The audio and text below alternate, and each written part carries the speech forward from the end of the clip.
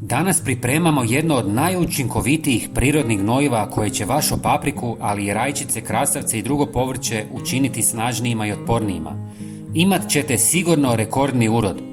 Ova mješavina ne samo da ubrzava rast, nego i štiti biljke od raznih bolesti i štetnika. Za dobar uzgoj paprike ključno je imati tlo koje dobro propušta vodu, a istovremeno obiluje hranjivim tvarima kao što su dušik, fosfor, kalij i kalcij. Fosfor igra ključnu ulogu u stvaranju cvjetova i plodova, dok kalij poboljšava kvalitetu i veličinu samih plodova.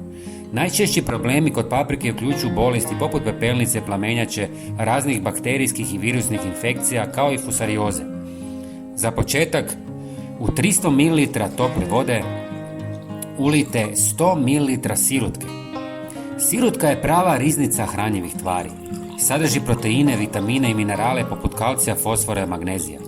Kalcij učvršćuje biljke iznutra, fosfor jača korijen, a magnezij podržava fotosintezu i zdrav rast. Osim toga, sirutka poboljšava strukturu tla što omogućuje biljkama bolju iskoristivost hranjiva. Nakon toga dodajte žlicu drvenog pepela. Ovaj sastojak je bogat kalijem, kalcijem i fosforom, elementima koji pomažu biljkama da rastu snažno s plodovima punim okusa. Pepeo također regulira kiselost tla i djeluje kao prirodna barijera protiv mnogih štetočina i bolesti. Posljednji sastojak je pola žlice nim praha, koji se dobiva mljevenjem osušenih listova nim stabla. Djeluje kao prirodni insekticid, fungicid i baktericid, što čini paprike od ličnih ušiju, grinja, pepelnice i plamenjača. Jača imunitet biljke i povećava njezinu otpornost na stres i bolesti. Siguran je za korisne insekte i odličan za organski uzgoj.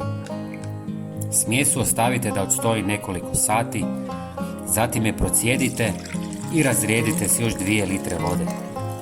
Svakoj biljci dajte oko 200 ml ove hranjive otopine. Možete je koristiti za zalijevanje ili prskanje svakih 10 do 15 dana. Ako vam je ovaj savjet bio koristan, slobodno ga podijelite s prijateljima i pretplatite se na naš kanal. To vas ništa ne košta, a nama puno znači. Hvala vam na podršci i veliki pozdrav!